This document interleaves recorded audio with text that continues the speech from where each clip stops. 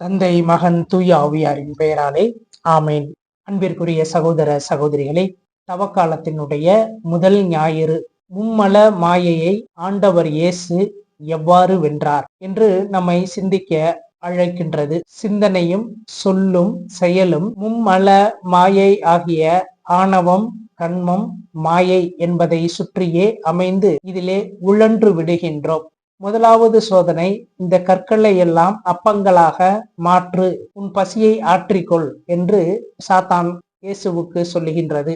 ஆண்டவர் இயேசு அதற்கு மனிதன் வாழ்வது அப்பத்தினால் மட்டுமன்று, மாறாக கடவுளின் வாயிலிருந்து வரும் ஒவ்வொரு சொல்லினாலும் உயிர் வாழ்கிறான் என்று பதில் சொல்லுகின்றார். இந்த உலகத்தில் நாம் இருப்பதும் இயங்குவதும் இறைவனுடைய வார்த்தையினால்தான்.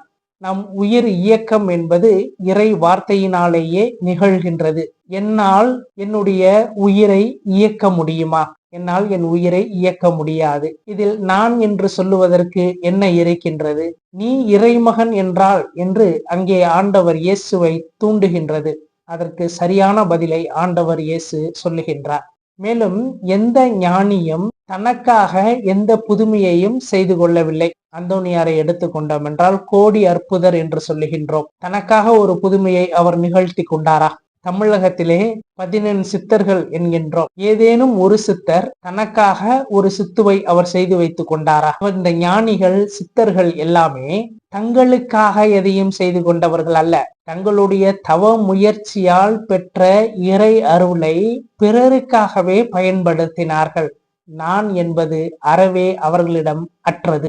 இந்த உணவு தேவையை குறித்து நாம் கவலை கொள்ள தேவையில்லை.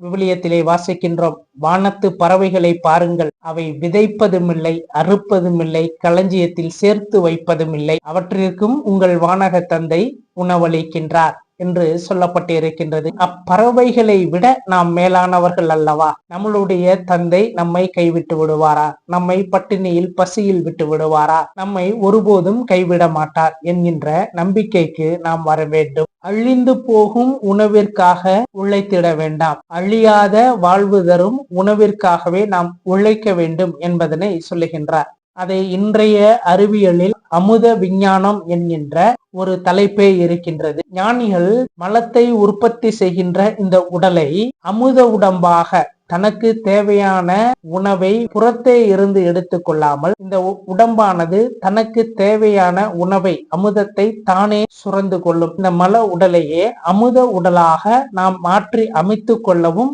முடியும். முதலாவது சோதனை உடல் ரீதியாக இருக்கின்ற பொழுது, இரண்டாவது சோதனை உள ரீதியாக, உணர்வு ரீதியாக இயேசுவை தூண்டுகின்றது. சாத்தான், நீ இறைமகன் என்றால் இந்த உயர்ந்த கோபுரத்தில் இருந்து குதி, உன்னுடைய கால் தரையில் மோதாதவாறு தன்னுடைய தூதர்களை அனுப்பி இறைவன் காப்பாற்றுவார். எனது தந்தை யார் என்பதை நான் அறிந்திருக்கின்றேன். எனக்கும் என் தந்தைக்கும் உள்ள உறவானது எப்படி என்பதனை நான் உணர்ந்து இருக்கின்றேன். அதனை தகுதியில்லாத நபர்களுக்கு வெளிப்படுத்த தேவையில்லை என்பதனை ஆண்டவர் இயேசு மிகவும் தெளிவாக அங்கே சொல்லுகின்றார். உனது பொருட்டு நான் எனது தந்தையை சோதிக்க முடியாது, உன் இறைவனை சோதிக்காதே என்று சட்டத்தில் இருக்கின்றது என்பதனை அவர் வெளிப்படுத்துகின்றார். இந்த முதல் 2 சோதனையும் ஆணவம், கண்மம் என்கின்ற தத்துவத்தை அடிப்படையாக கொண்டது. ஆணவத்திலே அகங்காரம், மமகாரம், நான், எனது என்று அதனை பிரிக்கலாம். சாதாரண ஒரு சிறு செயலில் எடுத்துக்கொண்டோம் என்றால் நம்மை நாம் விட்டு கொடுப்பது இல்லை. நான் என்பது முதன்மையாக வந்து நிற்கும். நான் என்பது தன்னை முன்னிலைப்படுத்துவது. எல்லாம் என்னால் முடியும், நான் தான் அனைத்தையும் செய்தேன், நான் தான் பெரியவன், நான் தான் உயர்ந்தவன், நான் தான் சிறந்தவன் என்கின்ற நிலைக்கு நம்மை தள்ளுகின்றது. அவ்வளவு சிறந்தவன், வல்லமை மிக்கவனாக நாம் இருந்தோம் என்றால் இந்த உயிரை நம்மால் இயக்க முடியுமா?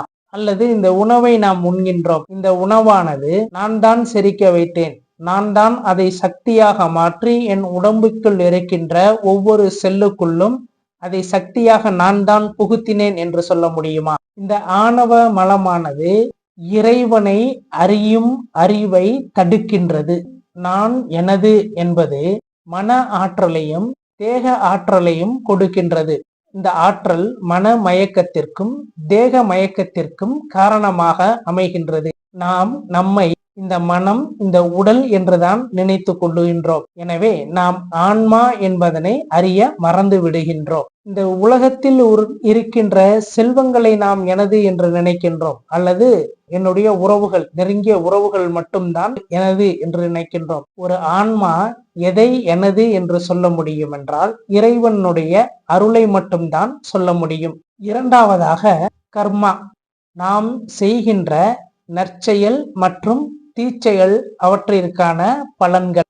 ஆண்டவர் இயேசு சாத்தானிற்கு பிடி கொடுக்கவில்லை, கல்லை அப்பமாக மாற்றவில்லை, தன் வானக தந்தையை அவர் சோதிக்கவில்லை. இதனால் இவர் பலவீனமானவர் என்பதல்ல, மாறாக ஒருவேளை அதை அவர் செய்திருந்தால் தன்னுடைய வல்லமையை வெளிப்படுத்தி இருக்கலாம். ஆனால் சாத்தானிடம் தோற்று போனவராகவே அவர் இருந்திருப்பார். இறைவனை அறியும் அறிவால் அவர் இறைவனை அறிந்திருந்ததனால் சாத்தானை அங்கே தன் அறிவால் வெற்றி கொள்ளுகின்றார். ஆணவம், கண்மம் இவற்றிலிருந்து விடுபட்டவராக அங்கே இருக்கின்றார்.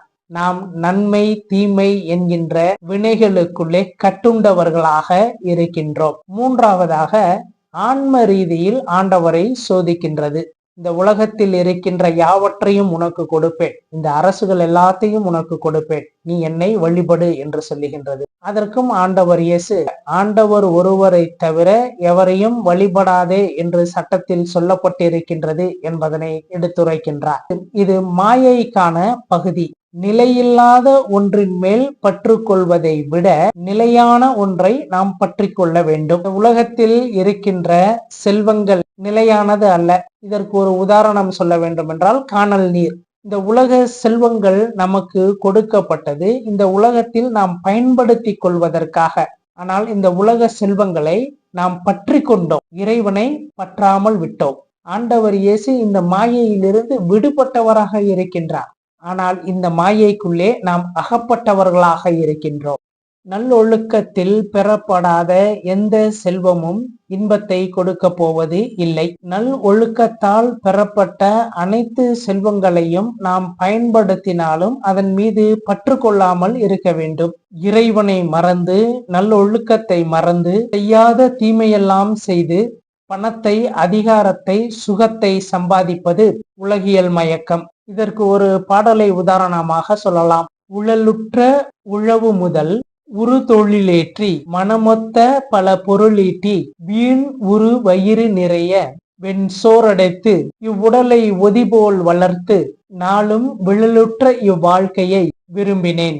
ஐய இவ்வெய்ய உடல் பொய் என்கிலேன். வெளி மயக்கமோ மாய விடமயக்கமோ என் விதி மயக்கமோ அறிகிலேன் என்று பாடப்பட்டிருக்கின்றது. இந்த உலகியல் என்பது உறவுகள் சார்ந்ததும் கூட.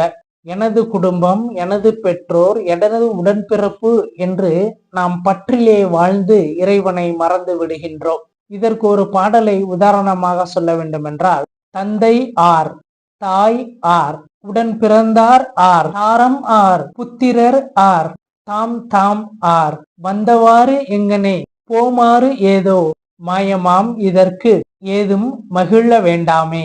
தந்தை, தாய், உடன்பிறப்புகள், மனைவி, பிள்ளைகள் என்று பழுதில்லாத உறவுகள் புண்ணிய உருவாய் அமைந்தாலும் கூட அதிலே மகிழ்ந்து மயங்க வேண்டாம். நாம் எங்கிருந்து வந்தோம், இந்த உலகத்திலிருந்து எவ்வாறு நாம் எப்படி செல்லுவோம், இது நமக்கு தெரியுமா என்று ஒரு கேள்வியானது அங்கே எழுப்பப்படுகின்றது. இந்த உலகியல் போகமானது நமக்கு உலகியல் மயக்கத்தை கொடுக்கின்றது. இந்த உலகியல் மயக்கமானது நம் உயிரை மறைக்கின்றது. நாம் நம் உயிரை அறியாமல் நம்மை உடலாகவும், நம்மோடு வாழுகின்ற உயிர்களை உயிராக மதிக்காமல் உடலாகவுமே நாம் பார்க்கின்றோம். மேலும் இந்த மும்மல மாயையிலிருந்து நாம் எப்படி தப்ப முடியும் என்றால், இறைவனுடைய திருநாமத்தை நாம் ஓதுவதால் மட்டுமே. சிந்தையீர் உமக்கு ஒன்று சொல்லுவோம் கேள்மின், எந்தையார் திருநாமம் சொல்லி எழுவாருக்கு இரு விசும்பில் இருக்கலாமே. காலையில் எழுந்த உடனே படுக்கையிலேயே இறைவனுடைய திருநாமத்தை சொல்லுவோருக்கு விண்ணகத்திலே வாழுகின்ற வரமானது கிடைக்கும். அதனால்தான் வானும் வையமும் அழுகினும் உன்பால் மனம் வைத்து ஓங்குவர் வள்ளல் நின்னடியார். நானும் அவ்வகை உலகியல் நாடி நின்னருள் நலம் பெறவே என்று பாடியிருக்கின்றார். வாழும் வாழ்வில் பற்று வைக்காமல் இந்த வாழ்வை கொடுத்த இறைவனை நாம் பற்றி கொண்டால் இந்த மும்மலம் நம்மை விட்டு அகலும். இந்த உலகியல் என்பது அருளியலுக்கான தயாரிப்பு இடம். இந்த உலகியலை நாம் பற்றி கொண்டு அருளியலை மறந்துவிடக் கூடாது. இந்த மாயையின் மயக்கங்களிலிருந்து விடுபட நமக்கு ஒரே ஒரு கருவி மட்டும்தான் கொடுக்கப்பட்டிருக்கின்றது. இறைவனுடைய திருப்பெயரை சொல்லுவதை தவிர வேறு எந்த ஒரு கருவியும் இல்லை. காலையில் எழுந்த உடனேயே இறைவனுடைய திருநாமத்தை யாரெல்லாம் தொழுகின்றார்களோ அவர்கள் இந்த மாயையிலிருந்து விடுபட்டு முத்தி நிலை, சித்தி நிலை, இறை நிலையை அடைவது உறுதி. இதனால்தான் ஔவையார் ஓதாமல் ஒரு நாளும் இருக்க வேண்டாம் என்றார். உரிமையுடன் எனது திருமலரடி பணிகின்ற உத்தமர்தம் உறவு வேண்டும் என்று வள்ளலார் சொல்லுகின்றார். எனவே இறைவனுடைய திருப்பெயரை ஒவ்வொரு நொடி பொழுதும் உச்சரிக்கின்றவர்களாக இருப்போம். அதற்கு இறை அருளை மன்றாடுவோம். சென்ற ஆண்டு இதே நாளிலே கொடுக்கப்பட்ட மறையுறை சிந்தனையின் லிங்கானது டிஸ்கிரிப்ஷனிலே கொடுக்கின்றேன். விரும்புவோர் கேட்டு பயன்பெறும்படி கேட்டுக்கொள்ளுகின்றேன். தந்தை, மகன், தூய ஆவியாரின் பெயராலே ஆமேன்.